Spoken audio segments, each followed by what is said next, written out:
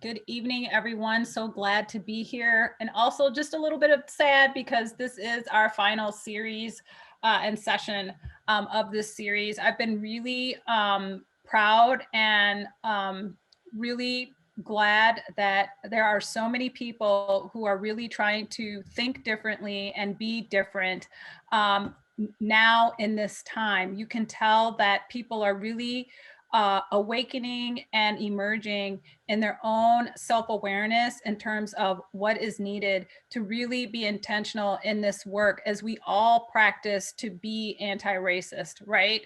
And how we can all together collaborate and co-create on systems change. And the only way you can do that is by having these important discussions where we put out into the world what we're thinking and we test our thinking with other smart people to help us understand, what works about what we're thinking and what do we need to change and shift in order to really make this space in place in this world for all of us and not just for some of us. And so it's unfortunate that always through history, both past and in this present, that it's through our bodies many times that we really see the change that we're looking to gain in our world and in our life today. So I just want to thank all of the contributors, both our panelists and the UW, and just this amazing team for really thinking about how we can participate and engage in this session.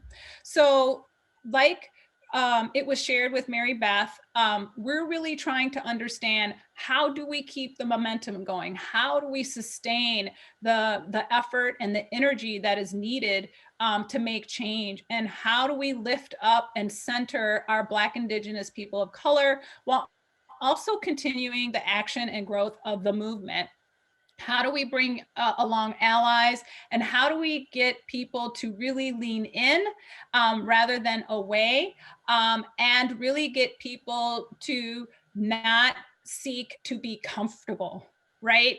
How do we get people to be uncomfortable? Because that is what is required to have change, right? That's how we get the change. We don't get change with being comfortable. So we have Langston Evans with us tonight, and we have Kelvin Alfaro with us, who I'd like to give them an opportunity to introduce themselves and share a little bit about them. And then from there, we put together a series of questions to help us as a panel really pull the taffy around the thinking of what happens now in terms of how we sustain and keep the movement going, and in fact help it to grow and be so big and so huge that you have to get out of the way because we're not stopping. So with that, I'm going to cue it up with Kelvin to be able to share with us, and then we'll have Langston go. So welcome. Thanks for joining us for another session, and thank you, Annette and Mary Beth, for inviting me to be part of this panel.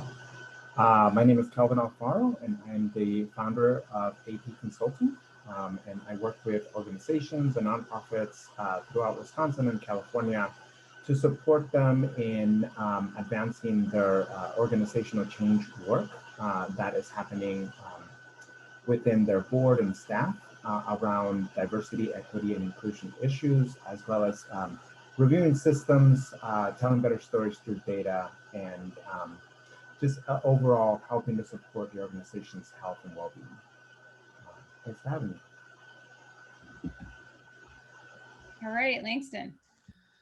Thank you, Annette and Mary Beth. My name is Langston Evans, and I am privileged to work for the Madison Metropolitan School District at the central office as the AVID District Coordinator, working with schools, staff, and students to ensure that all of our students are ready for college and community after they graduate from high school. And part of the reason that I find myself in the education field is because we know we have opportunities to change who has access to power and education, and who gets to write their own stories and set their own course for success. And so it's been a privilege to participate in this conversation. My conversation was focused on how education plays in this, and I look forward to our conversation today. All right. So one of the first questions that I've got to put on the table out there for us to discuss is, from your perspective, what do you think the state of the work is given the movement to date? And now with this election, what do we think is going to change, and what do we think is going to change, and what hasn't changed? So what do we need to think about now?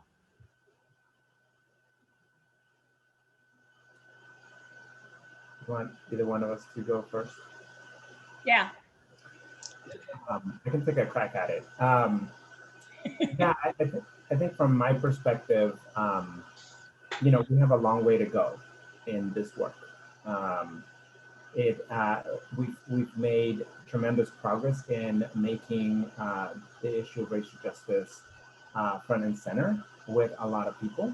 But unfortunately, the news cycle has moved away from covering in the way that they were covering before. And so my fear is that, and even with the election, I don't anticipate that we're going to have radical change given the new president.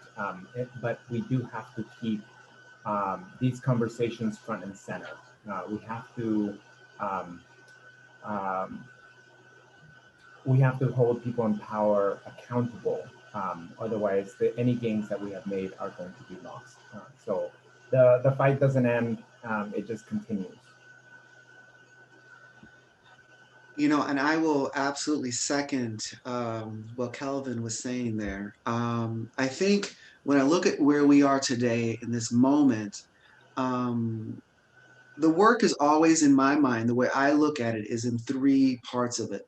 It's reflecting on where we have gone. And this election cycle, one of the things that has happened is that we've engaged in different ways, and sometimes different people or types of people or groups of people into this political institution of voting or being engaged in that process. And I think part of it is going back to those people, back to the folks that we reach out to, and understanding their perspective of how that felt to be engaged in this particular process, processing with them how they see the outcomes of this and how that is impacting them. As Kelvin mentioned, it's also communicating to them, having them think about how they are going to stay engaged and accountable. The being involved in the political environment in our country isn't a one-day event or a mail-in event. It is, in fact, an everyday event.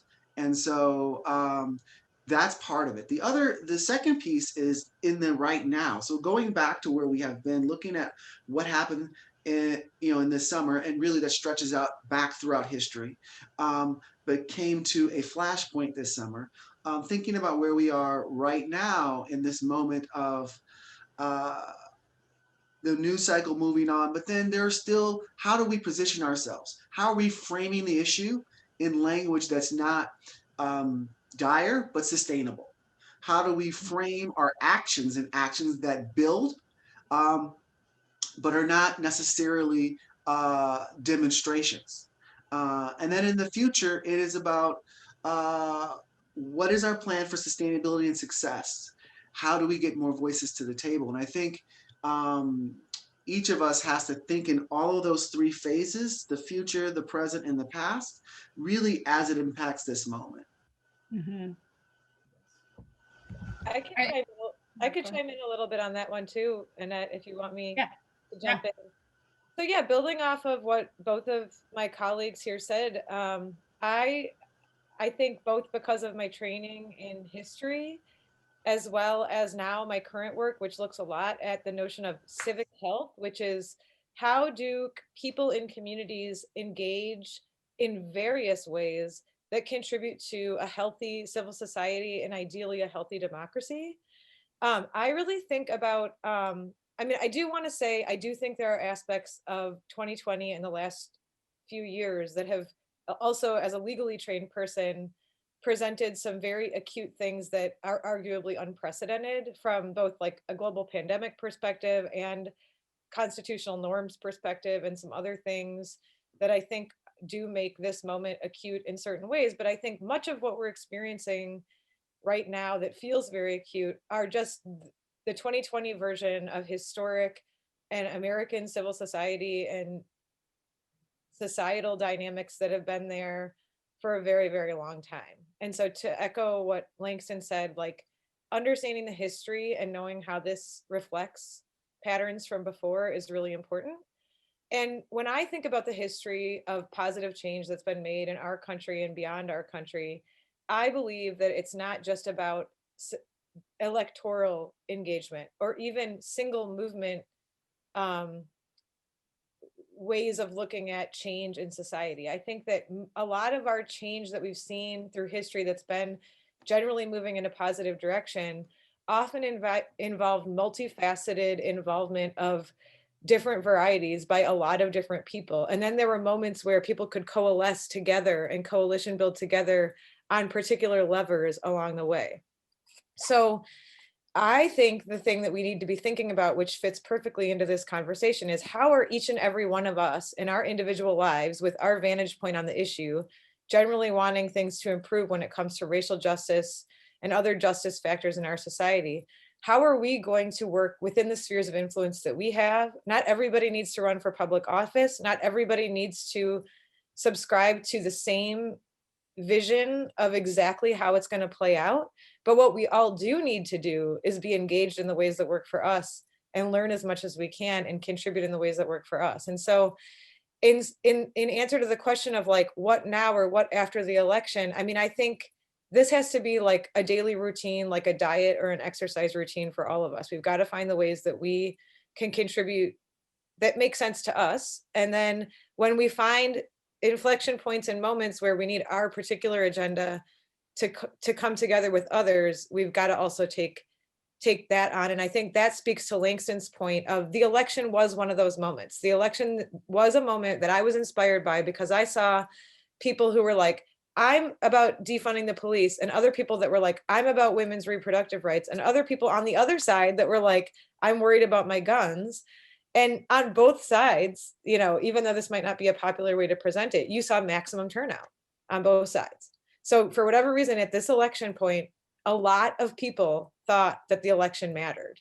And I think that's a positive. I think we should build on that. I think we should all say to each other, well, what motivated you in that moment? Let's keep talking. What are you going to keep doing now? So that was long-winded, but those are some of my reflections.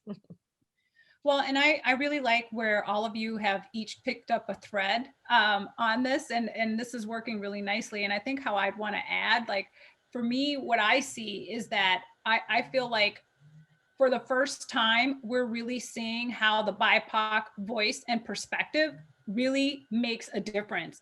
Historically, it's like when we've turned out, we have felt overwhelmed by the majority, you know, quite frankly, the white majority being able to leap out and ahead in terms of who gets elected to office. And I felt like this was that moment where we really saw the benefits of BIPOC voicing your vote really matters, and really turned and shifted the numbers in terms of who gets into office. And so what I feel like in terms of what does that mean in terms of change, that builds confidence. That builds belief, that builds, I matter, my voice matters. I'm not going to be, you know, marginalized by the political system of one vote, but yet all these other votes supersede. I feel like for the first time, there's a reckoning and a rebalancing of what it means to have a voice, but in the positional power of votes, it's mattering in a way that people of color have not seen. So that's my first thing that I come out the gate with. And then the other piece that comes out is I hope people understand now more than ever that we need to break and destroy this, this stereotype that a person is going to come and save us. One person cannot deliver us. We need every individual person to do their part to deliver us from what it is we are trying to collectively break free from. And I feel like that matters in terms of leadership, that leadership is not by position, it is by voicing. It's about seeing that we all have something to offer, and that we all have the capacity and the ability to disrupt the system, and that we can't leave it to just a few to do it. And so I see also how that has been disrupted. And I hope that that stays and sits with all different kinds of people, that our individual voice does matter, and we can use our individual voice to braid into collective voices on the multiple hearts of needs that our society in the United States has. There is no one size fits all. So how do we create and keep a system that allows for the multiple hearts and the multiple voices to be at the table, to speak their point of view, and also work with the other point of views, again, to build something that's for all of us and doesn't take away from any of us. And so that's what, those are the two things that I saw, is that how the BIPOC vote and BIPOC participation and engagement really made a difference, and that a person is not going to, there is no savior. We are going to save ourselves. So that's just me on how I see this. So Kelvin, you look like you're going to say something. I'd like to maybe reinforce the points that you've made and maybe provide a slight bent on it. And a couple other things that I've been really excited about is that, you know, this summer, people have become a lot more open to discussing racial issues. And so I want us to not forget that that conversation can begin at any time. We can continue those conversations. And the other piece that I, you know, am reminded of, given the election and given your comments about how one person is not going to save us, is that, you know, when we've seen historical change when it comes to any other issue in American politics, it hasn't happened because of sweeping top-level litigation, right, or passage of laws. It's happened through a tipping point of small community legislation that leads up to state, that leads up to national. And we've seen that. And I think that the election highlights the importance of, we need to continue to have these conversations at the local level with our neighbors, with our family members. And if we can continue to sustain that, we can get to that tipping point where we can, you know, have radical policy reform that addresses the needs of BIPOC individuals in this country. 100%. So I kind of want to take us down the direction of thinking about how we support and center the BIPOC movement, right? So I'm curious from your all's perspective, like, what do you think would be most critical in supporting the BIPOC community, especially as we talk about racial equity and social justice? And how can we continue to center and grow, you know, that movement that really leads with that BIPOC lens? What are your thinking and ideas around that? I can jump off. And I would say firstly, I believe that if we believe that BIPOC organizations and folks are part of what we value, and we know there's an imbalance, we need to provide sources of power to them, individually and the organizations. And we can deliver the power from the power that we have. So whether that's funding, whether that is resources in terms of media coverage, airtime, you know, folks to help them with a variety of different in-kind services. We need to give power to rebalance the equation in terms of that. And I think one of the things that I challenge all of us to do is really identify an additional powerful, important, or close to you organization that is centered around BIPOC folks, on BIPOC issues, and I understand what resources they need to build their power and then deliver them. not just once, but make that a continued investment in that. I think those of us who have institutional power and spaces, we need to, when we're sitting around the sort of virtual table or the Zoom room, we need to bring voices into the room that change the perspectives, to change the stories that are being told, change who's telling those stories. And I think it's also about changing on the personal level how we are engaging that voice in our own head, whether we are BIPOC or not, making sure that we engage that voice in our head and create space for organizations and people and thoughts, historic, current, or whatever, that really center that idea and decenter the idea of what is mainstream or what is traditional does not have to be the way things are now. I love it. All right.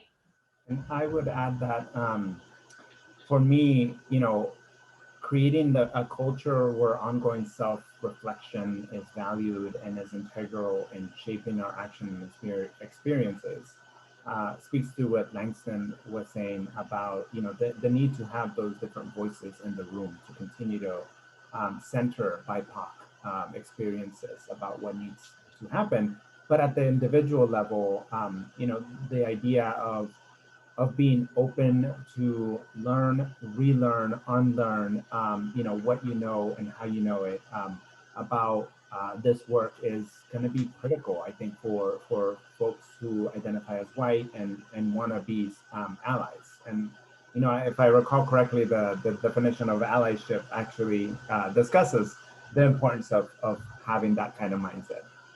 Mm-hmm. How do you see it from your perspective, Mary Beth, in terms of what you're witnessing through the spaces that you're in? I mean, what are you seeing? Yeah.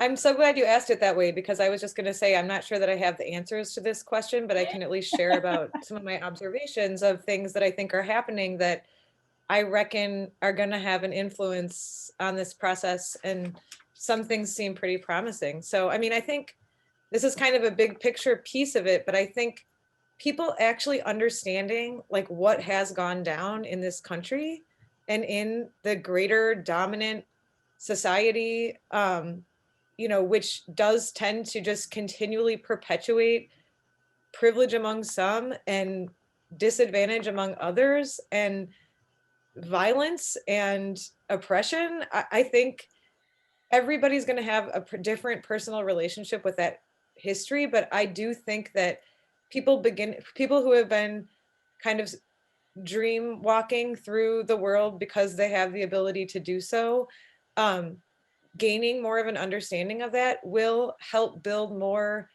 consensus around why supporting BIPOC organizations is so important, why putting resources towards that, why, and some people still are awakening to the why behind that. And I think that the fact that that has gained more of a explicit place, and I'm old enough now to be able to say with some certainty that in my lifetime, which, now I've got a lot of adulthood with different election cycles and historic moments behind me, I haven't seen the kind of explicit acknowledgement that I've seen in the last year of some of those issues, in popular culture and the like. And I think I have kids who are 23 and 20, and for their generation, I mean, I don't want to generalize completely, but I mean, they're awake to some of this stuff in a way that I think is different than the way that I was at that age. And so that gives me hope that there's more explicit acknowledgement of this painful, wrong past, this, what I always call like the sins of our country. And so I think that's an important theme. And I think it will build, like I said, consensus and support for some of the things that Langston and Kelvin are saying we should all do. And nobody in this group is going to deny that that's needed, but you still need more people to buy into it, for it to happen. And so I'm hoping that's a good influence. I've also seen from leading a center that looks at community and nonprofit studies that you do see a shift in the last few years, but especially recently, in the way that funders are self-examining how they give out their money, who they think of as a leader.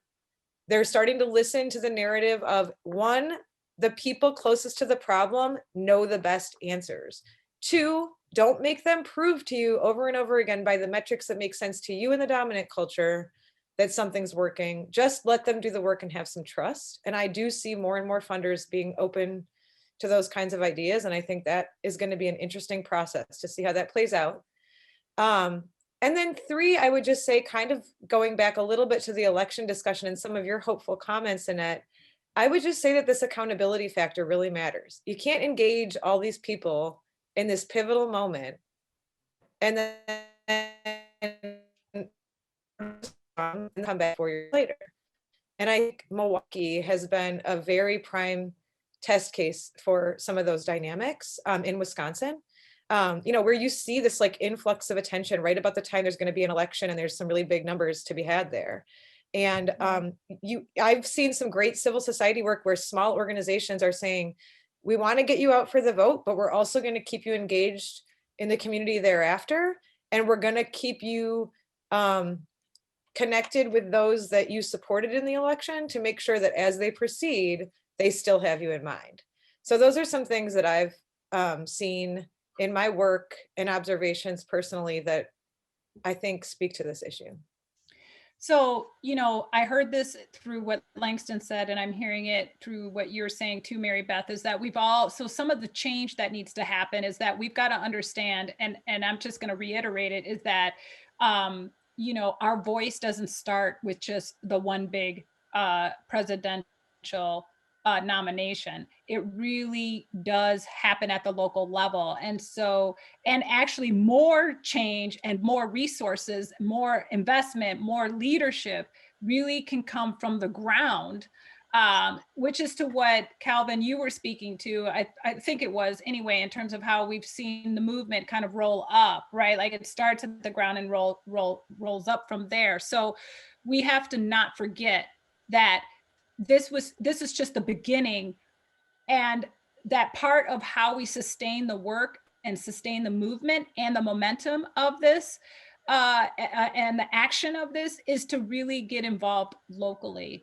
understand who is on your local councils, understand who is part of your state legislature, understand who is making decisions on different policy groups, like, different kinds of business councils, housing councils, school councils. I mean, like all these different decision-making bodies, those decisions roll up to bigger impact, bigger implications, but they also really can help in the present and in the moment, while the legislature really works on the future, right? Lays groundwork, because it takes longer for some of that to unfold, but getting involved at the local level allows you to get work done in the moment, in the present. And so if we can get all of these people who have engaged and came out and showed out and really understand the value of their voice, we need them to stay in it now, to get involved locally and start having an opinion and a perspective about what's happening in our schools, in our neighborhoods, when it comes to housing, when it comes to food, when it comes to transportation, when it comes to the economy, the local economy. We need all of these individual people to get involved that way too. Like, don't just stop with that one big vote. And I kind of hear that in the thread of what you all are speaking to. I think, you also have kind of talked about like how we can sort of grow and lift up, how we're centering the BIPOC community. I'm curious as to what would you add anything in terms of how you would caution us? So what do we need to be thinking about in terms of what to be careful of, what not to do? Have you seen anything that gives you a little pause or a little bit of concern about how we center and lift up BIPOC, or what that looks like in juxtaposition in terms of thinking about dominant voices and culture that, you know, are used to sort of being the center of this. What is your thinking around that concept of what to be careful of as we center and think about the movement with the lens of diversity and equity and inclusion? I would say for me, there's a couple of things that I'm, you know, and for different stakeholders too, I'm concerned about sort of cautionary items. I think for people from the dominant culture, one item to be wary about, you know, and this is around centering their own whiteness as well, but the term is charitizing, right? So suggesting that we need to invest in philanthropy and charity to support those individuals. And what essentially they're saying is, let's address the symptom, right? Let's address the symptom instead of looking at the root causes of the oppression, right? And so it's a sort of false narrative that shifts the conversation to what seems to be a good thing, right? Investing in people in need right now, but really diverts from actually moving towards systemic change. Okay. I love that, because you're right. That is very much been a part of the problem, is looking at symptoms and not looking at root causes. Langston? Yeah, I 100% agree with what Kelvin was saying there. I think it really does come down to power. And if we're not shifting who has the power, then we're not contributing to sustainable change. One of the pieces that I have heard, and it's, you know, we're living in this internet virtual world where we can sort of see everything that people say now instead of conversations at the coffee shop. But it is, as we have conversations about, and largely centering around race, forgetting the intersectionality of oppression, and that oppression is connected, and it's not necessarily all coordinated, but it is all connected. And when folks don't understand that, or they start to get into struggles over what should I be supporting, or what should we be supporting, what should we be working to, it's really about who doesn't have power and seeing where the need is the greatest and figuring out where you have leverage. And so it's not an argument, it's an opportunity. And it's an opportunity to make connections between oppressions and folks who have opportunities to gain power.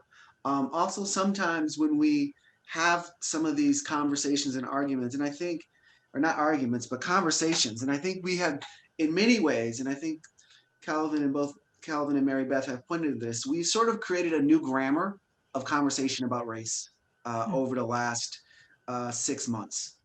In a way, we're discussing it in ways that we haven't before. And that's very empowering, but I caution that we need to continue to not essentialize, stereotype, even in the positive ways of groups, and keep folks' humanity and diversity at the core. You know, folks were talking about, you know, this demographic group voted like this, and it's like, no, there are people who are put into that demographic group and they all voted differently, but this is the overall trend, right? There was no meeting. If there was, I missed it, where they told us what to do and said 20% of you got to do this and 80% of you got to do that. And so I think as we engage, particularly in the interpersonal and personal work that we're doing with this, is holding the humanity for people to be in some ways like this group and in other ways not. And that's all of us. And if we don't grant that, we really are removing the humanity from folks we're trying to give power to. I really like how you approach that. And Kelvin, I'm curious as to what like your response would be, because you are someone who does this work in consulting and you can see some of this playing out. I mean, like, what's your reaction to what Langston's speaking to? Anything that you would add or as an observation or just some insight? For me, the idea of maintaining one's humanity amidst the sort of the, what I would say is that one of the biggest things we have to continue to worry about is this division, because division is one of the greatest weapons that our oppressors use to keep us arguing amongst each other, right? And so for me, I agree with Langston in terms of approaching this work with humanity in mind, right? Because we all have different lived experiences, but we can't sort of allow ourselves to be divided, because through division we lose any kind of power that we've gained, and it's going to be by showing up with the idea that people are, have a shared humanity, have shared experiences, and coming together to continue to support each other is going to be important. No, I really appreciate that, because you're right. Division is a tool of oppression. And I think that both what you and Langston are really speaking to is don't get stuck in being pinned, right? Resist the urge to want to scoop and say this is the narrative and the story for everyone, when data is giving some information, but it's not a single story. It's an observation, and it's a reflection. And so being thoughtful about not falling into the trap, right? It's a trap if you start removing the humanity to which you've all spoken to. Anything that you would add, Mary Beth? Yeah, I have a few like pitfalls that I'm just gonna say, because that was kind of like the question we jumped off here with, is like what to avoid.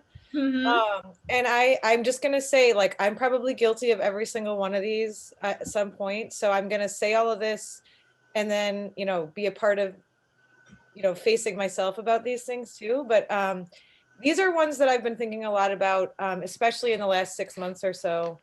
And I do think they're really important to like say out loud. So number one, I mean, this whole thing of like performative, I'm on the right side of history, I'm on the right team thing.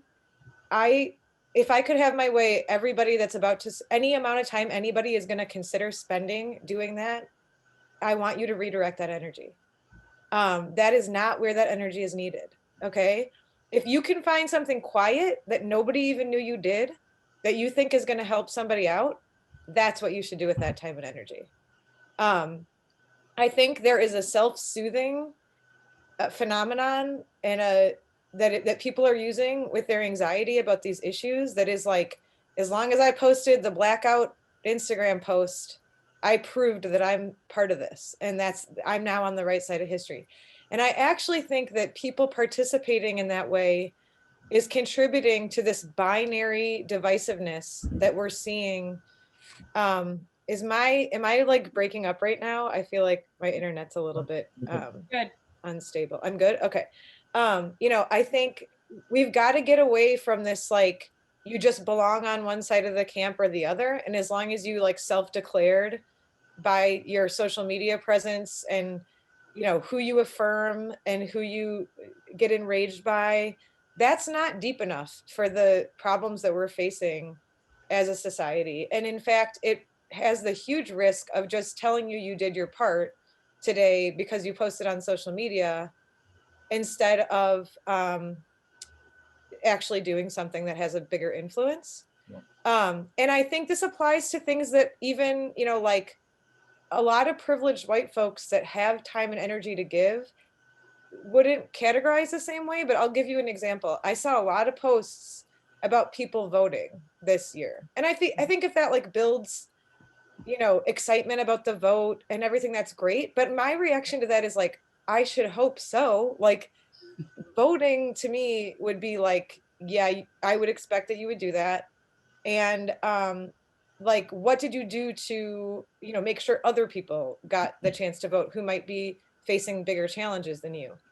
Same thing with being really knowledgeable about stuff. I mean, you can read everything and you can know everything and you can have every argument about how wrong voter suppression is, or what happened in the civil rights movement or whatever. And you should learn that stuff, but just being able to wax eloquent about it on social media with your buddies or at a cocktail party with your buddies, there again, redirect some of that energy. Like maybe next time, instead of spending all that time talking about it, you should actually figure out where you can help give of yourself in a different way. And so I think we need to get away from those things that tell us we're in the right, we're on the right side of history, and just spend the time quietly thinking about like where we can actually put some effort, energy, or assets that we have forward.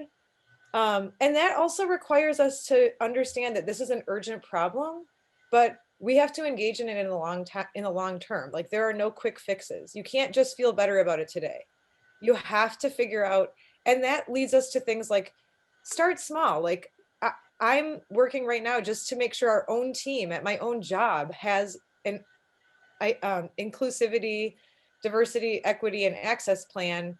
And I'm admitting that with some shame that like we didn't really have a good one before now, and that's too late, you know. And it's not something that I'm like excited to say because it should have been done a long time ago, but it's like it would be ridiculous for us to do more ambitious stuff if we didn't have that first just established, right? So the quiet, non-sexy, non-self-congratulatory acts are what we really need people to engage in right now.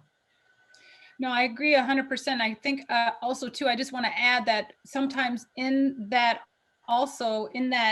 sort of pointing out like what's supposed to be done, you're forgetting like what you could be on the hook for in your own space, like as a friend or as someone who's in a space who witnesses something, right? Like there is something that you could do as an individual, like in your community or in your personal circles, or there's something that you could be doing at work. You know, being knowledgeable and waxing poetic about what other people should be doing. As I always say, you got 2 fingers pointed outward, but there's 3 fingers pointed back at you. So what are you doing with your 3 fingers when it comes to looking at what's happening if you're in a meeting and you're seeing something play out where it might be marginalizing, or it might be minimizing, or it might be telling a story, or it's not sharing power, or it's not centering root cause, right? Waxing poetic doesn't do anything if in the moment to which you have an opportunity to disrupt and change, you don't, because you're looking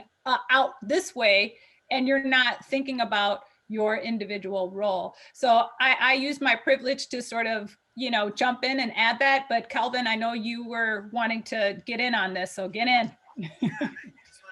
You know, to Mary Beth's comments, I think another perspective on that issue of you know, performative action on social media and things like that lead to a sense of false progress and actually create complacency for other people. So one of the things that you know, we've seen is that exit polls are not really reliable. We saw it in 2016. We saw it again this year for the election for president. You know, people are sometimes, people will say what they think others want to hear, right? I voted for X, Y, and Z, when secretly I actually voted for this other guy, right? And so that was something that caught people off guard, and people thought it's surely not going to happen in 2016, and it happened, right? And so now we're sort of 4 years into this, and we need to make sure that, you know, yes, posting on social media is great, and I tell, you know, companies all the time, like, you know, you saying you're gonna post this so that you're gonna take your people on a training for 1 day, that's not enough. You got to continue doing this work, because, you know, just like you wouldn't launch a business in you know, in a week, or launch in a new territory, you've got to investigate, you got to reflect, you got to figure out what it is that you need in order to really have a good you know, what Mary Beth called an idea action plan for your organization and your people. And then the other piece of having all these posts on social media about voting and about, you know, doing this work and about, you know, being eloquent on racial justice terms, is that it creates the sense that there is more progress than it actually is, right? And so we know that the progress we have made is not at all significant in terms of really changing the dynamics for many of the BIPOC individuals that are being impacted by racism. So we have to, be able to have a honest and frank conversation about what is the actual progress that we've made, and not sort of give that false sense of progress. I love it. I absolutely love it. So I'm being conscious of the time, and so I feel like this might be a good time to sort of be thinking about, like, what would you want to share? What do you think we need to know that we don't know, as we think about really trying to sustain this important movement, sustain this important change?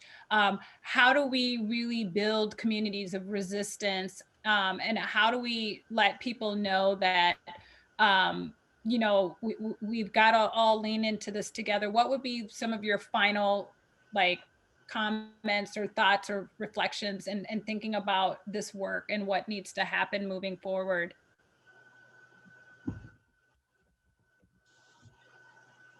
Well, I'll just say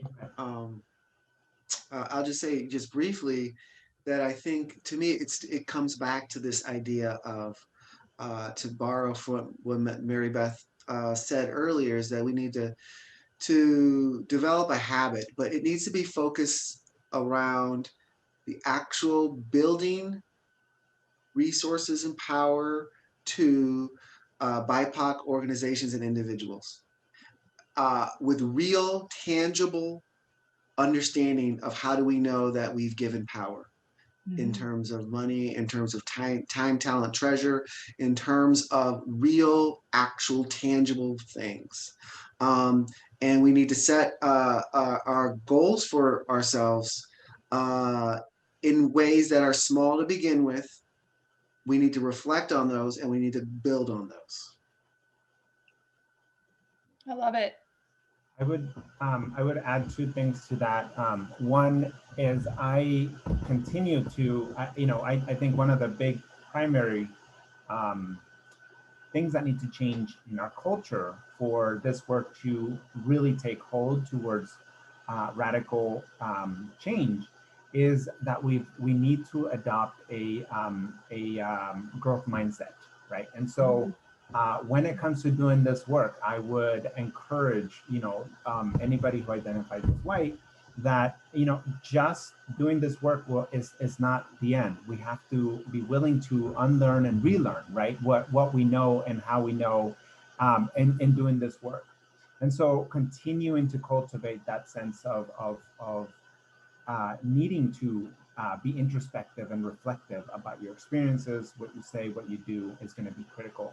And the other is the phrase, nothing about us without us, right? And so solutions to racism must be informed by those that are impacted. So again, centering BIPOC individuals. And for those people that are in power right now, you can come on board and lend your power to those that are struggling to be able to change things. So those are the two things I would add.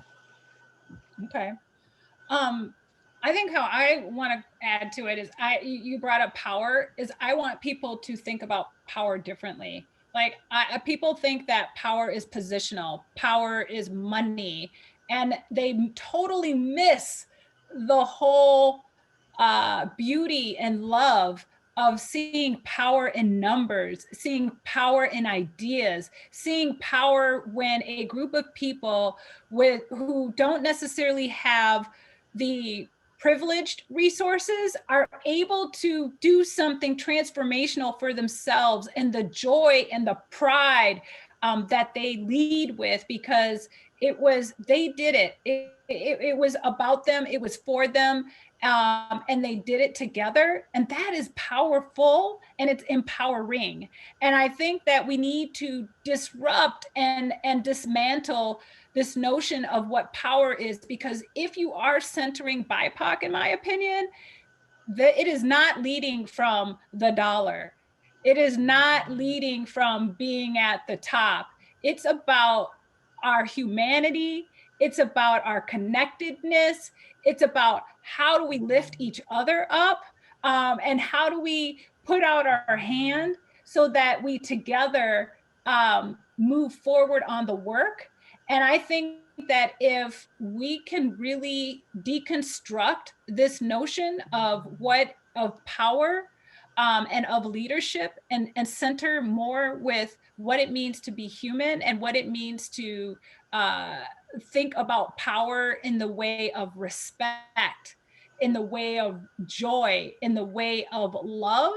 And I think that we could really transform the health and well-being of people and of our community, and quite frankly, our natural space and setting of life, that we would really transform how we're overall living if we were to disrupt and debunk how we think about power. But I'm going to turn it over to Mary Beth, because I'm sure she's got some things to add in thinking about this too. Yeah, so I mean, our center is based at a school of human ecology. We think about how do we create an ecosystem where human beings can thrive? And that means everybody. And then this leads me to think of one of the guiding principles of my personal, just beginning journey of how I, try to show up on some of these issues. And that's Audre Lorde's wisdom that, our liberation is tied up together. Like if I want my grandkids to live in a world that's healthy for them, I need Annette, Langston, and Kelvin's family members and circles and all of the other folks out there, whatever walks of life they're coming from, to also be able to have their humanity and thrive. And that's what I believe is going to create a good world and community. And so it's a self-interested act for me to try to work for some of these things. I don't think that my, grandchildren will fare as well if I have the short-term goal of let's just keep myself secure and stable over here because I have privilege, We want the ecosystem to be healthy. So echoing on what you said, Annette. But then what I would just also say is that you don't have to be, so it's not radical to like want these things and to work on these things. It's actually self-interested for all of us. And then what I would just say for those that are like, well, I'm not associated with like a, activism organization. I'm definitely not running for public office. I don't really want to go sit in a city council meeting. I would say there are plenty of other things you can do that are even closer to home than that. And that I'm a really big believer in the notion of like circles of support. So in many other challenging contexts, folks returning to the community from incarceration, folks going through health issues, there's lots of evidence that people just getting together and sharing with each other about these challenges and journeys is really useful. So I would say find your circle to start developing those habits, fill out that work plan that we're providing. And even if in the first year, what your goal is to read 2 books and donate $10 to a cause you think is helping, that's a starting point, right? And then, yeah, I mean, I think it's just do what you can. I mean, we want to feel a sense of urgency, but we also, we can't allow people to get overwhelmed that they have to take on a bigger role than they're ready for as they engage with this long process that needs all of us. And so I think to sustain, like finding those supports and starting out with what you can get going with, it is a good way to go. And again, just because like that's the world that we have to create. We're trying to change a landscape, and we have a really special opportunity right now in this COVID moment to be thoughtful and learn and think a little bit so that, when all systems come back a little bit, maybe we can enter them with a different consciousness. 100%. And I think that, in all things in life, my mom always has said that life is real work, because it really is. It's work every minute, every moment, every day, in everything that you do, even when you're loving, it's work, right? So it is work. And what I'm seeing with COVID is that this was a moment for us to see ourselves and to have an awareness about ourselves that we've never for a while we haven't had the opportunity to really see. We're seeing people suffer. We're seeing what society looks like. We are seeing behind the curtain in a way that we were moving too fast to see. And so as we do get back up, as we do turn that corner, because as in life, the pendulum swings both ways. We can't forget what we just witnessed.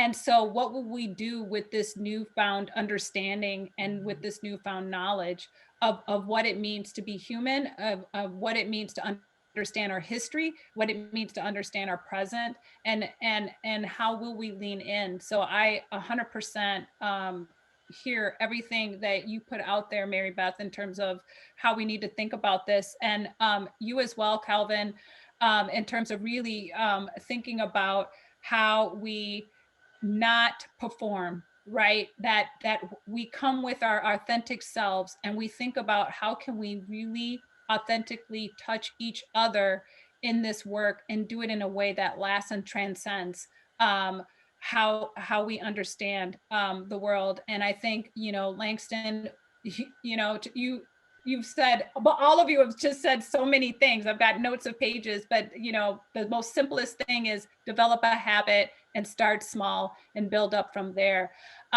So we've got to go. This was the last of this particular series.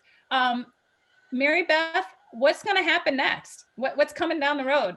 What do we need to be prepared for? What should we watch out for? Well, we're definitely going to be Sure. We're definitely going to be packaging up this whole series into like a platform where the videos will be accessible. You can get the worksheet, you can get the resources document. So we hope for some time those organizations and individuals that haven't been able to be fully present with us this fall can come back to it. And then I would just remind everybody that you'll see all of our community collaborators in those sessions, and they themselves are great people that you might be able to reach out to. Some of them do have consulting practices that can help with some of this stuff. And what I would just say is we'll also try to create a platform from the Center for Community and Nonprofit Studies, both on our Facebook page and our website, where we'll try to get some feedback from anyone that partakes in these sessions about, is there a need that our center and other collaborators might be able to continue to fulfill in this realm? We want to be responsive to the need. We don't want to think we know. So if you're listening to this now or later and you have ideas for us, send them our way. And I would say the same to our community collaborators. One of the next steps for sure will be, we'll go back to our community collaborators and say, what are you all seeing out there? Is there more that we can offer that is unique and different than what many of the great community organizations out there are already doing? We also don't want to be duplicative. So that's what I've got for now. And just the Center for Community and Nonprofit Studies Facebook page is a great place to get any further updates. And I just want to say to the panelists here today, to Annette, and to all of the other panelists that have contributed to this process, you are all amazing. You have given of yourselves so generously while you're navigating a global pandemic and the pressures that we've been talking about in these sessions. And we are going to try to make sure that we circle back in various ways to make sure that, we get you back for that. But I want to also just give my most heartfelt thanks. So appreciate you all. Well, you stole my words. Thank you so much. And Annette, I don't know. I don't want to get rid of you. So we're going to have to find another project. Well, hey, there these collaborators that we've been working with, I mean, like Kelvin and Langston, and then everyone else, Karen, I mean, there's just Tarah, I mean, there's just so many people who have been in front and also behind the scenes. This has been phenomenal. And I look forward to what's going to happen in 2021. And don't forget the resource guide. I mean, if people have like ideas and thoughts about like what we should be reading and what we should be learning or staying in tune and in touch with, add to that resource guide too, as well as use and activate that plan. But thank you, everyone. And Mary Beth, thank you so much for really pulling us all together to create this important space as we think about how we sustain the work in social justice and racial equity. Thank you so, so much. And thank you, Kelvin and Langston, for being here tonight with us. This was phenomenal. Thank you. Be well, stay safe.